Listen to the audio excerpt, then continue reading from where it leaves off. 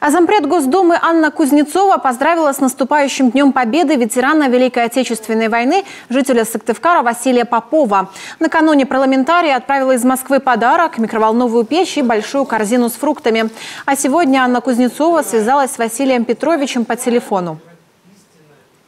Василий Петрович, добрый день! Здравствуйте. Разрешите от всего сердца поздравить вас с наступающим Днем Победы и сказать вам спасибо огромное.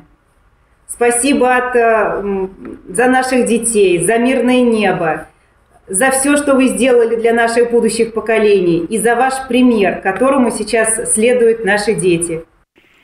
Спасибо. Как вы себя чувствуете, Василий Петрович? Я прекрасно. Очень нормально себя чувствую, жалоб нет. Большое вам спасибо. Дай Бог тронуть сердце мое. Василий Петрович родился в селе Кера Сторожевского района 1927 года. 8 апреля ему исполнилось 95 лет. Воспитывался в большой семье, где было 8 детей. Отец был председателем колхоза, но в 1936-м умер. Поэтому мальчишке пришлось рано повзрослеть.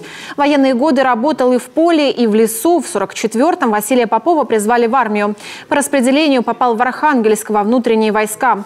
Затем служил на карело-финской границе. Сопровождал секретные грузы из-за границы. Не раз попадал под бомбежку. Нам надо было проверить здания там возле границы, старые заброшенные дома. Вот. Один дом проверили, вторые пошли проверять.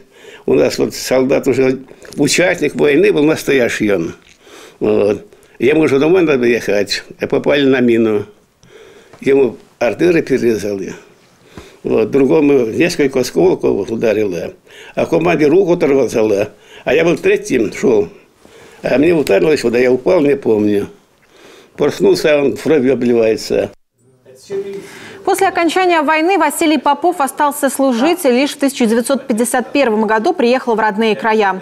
Устроился в милицию, отслужил в МВД старшим инспектором. Был награжден медалью «Отличник милиции».